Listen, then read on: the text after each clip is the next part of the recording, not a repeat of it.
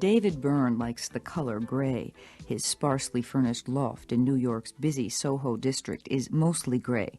The only spot of color in the large living area is a globe with the bodies of water colored in maroon instead of the traditional blue.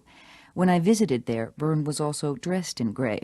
In person, Byrne is shy and soft-spoken. There is a hesitancy about him, which seems at odds with the dynamic and forceful image he projects when performing with his band, the Talking Heads. Byrne formed the group during his days as an art student at the Rhode Island School of Design. He still likes the company of artists. Judging by the books strewn around his loft, Byrne is well-read. He says he likes language and enjoys playing with words. I thought that it would be a challenge to write words that, in a literal sense, don't make any sense, but that hold together according to some other rationale. Byrne took that approach in making the band's most popular album, Speaking in Tongues. Instead of composing in the usual way, first setting down the lyrics and melodies, Byrne wrote the songs from tapes improvised by the band. The jam sessions began in a loft owned by bass player Tina Weymouth and her husband, drummer Chris France. The band then moved into the studio, working and reworking the music many times before the final studio recording session. One song created during the process was Burning Down the House. During my visit with him, Byrne retraced the journey from jam session to final product. It begins in the loft, with Byrne and his cassette player taking everything in. And generally I get about, an hour's worth of tape out of each day, because I'd only turn it on when I thought something interesting was happening. And then I'd take those home and pick out the bits that I thought were interesting. Would you have an example of an early jam Uh-huh. of Burning Down the House? Yeah, this is pretty early. Should I put it on? Okay.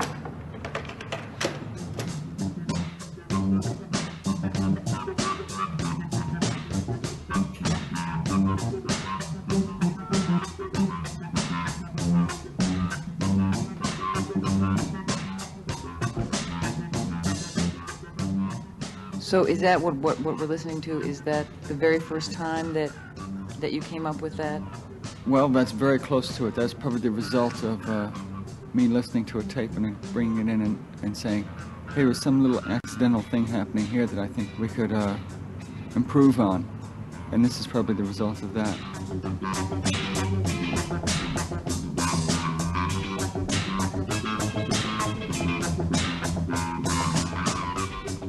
We gradually get the musical structure of the song set so that when we went into the recording studio, we just play about 4.5, 5 minutes of it. We figure, well, that's enough.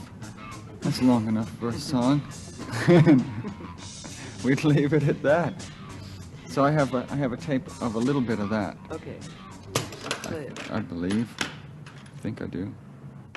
Here we go. Yeah.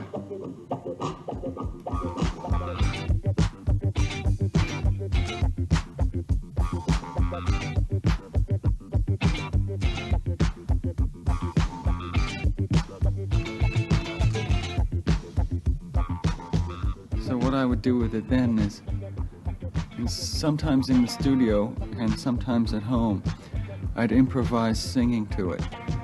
Nonsense words.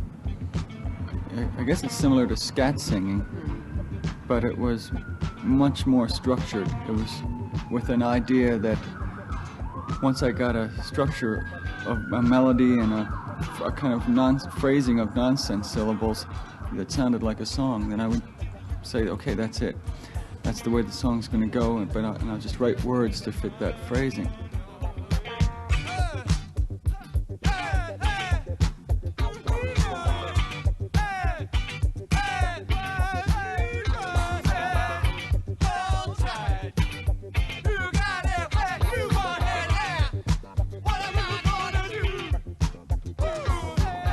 So this is me improvising a sort of a nonsense vocal in the studio.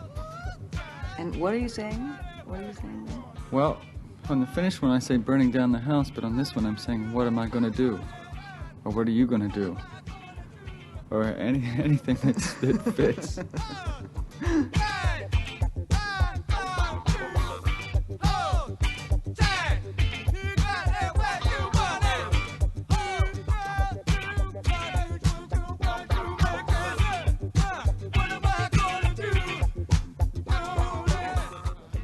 So you would go from a phrase like, what am I going to do, to burning down the house? And how would you do that? I mean, how would you take a phrase and then turn it into a lyric? Well, I'd have loads and loads of phrases collected that I thought thematically had something to do with one another. I'd pick from those. Do you have any of those around? Yep. I have them filed away. I could probably make Let's go write other songs out of the leftover phrases. There's pages that just have collections of phrases on, written very tiny, so I can get lots of them on one piece of paper. Here's your ticket, pack your bags, jump into the TV set. Yeah, that ended up to be, here's your ticket, pack your bags, time for jumping overboard. So it only got changed a little bit. Here's one where instead of chanting burning down the house, at one point I was chanting foam rubber USA. How did foam rubber USA become burning down the house? Gosh, I don't know. Well, I thought it sounded like a chant.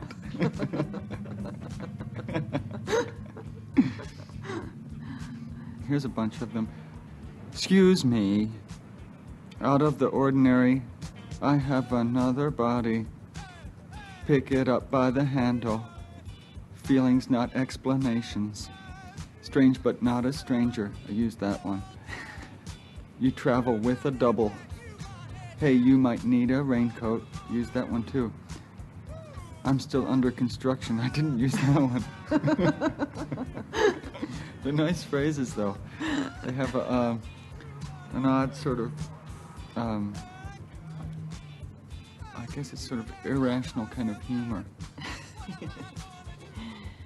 It's interesting, though, because in this song, Burning Down the House, it's a very powerful image. And so one would think, or I think people listening to it, get a meaning from those words that maybe then, are you saying you didn't intend? No, I felt the meaning, but it wasn't put in in a conscious way. It was, I think the meaning was put in a more intuitive way. My assumption was that it might have a deeper meaning, or a meaning that was more universal, or spoke to more unconscious feelings in people than one where I just told a story. What does that mean to you, burning down the house? Oh, I didn't really know at the time, but to me it's kind of it implies ecstatic rebirth, or transcending one's own self. If, like in classic psychology, the house is the self, then burning it down is destroying yourself.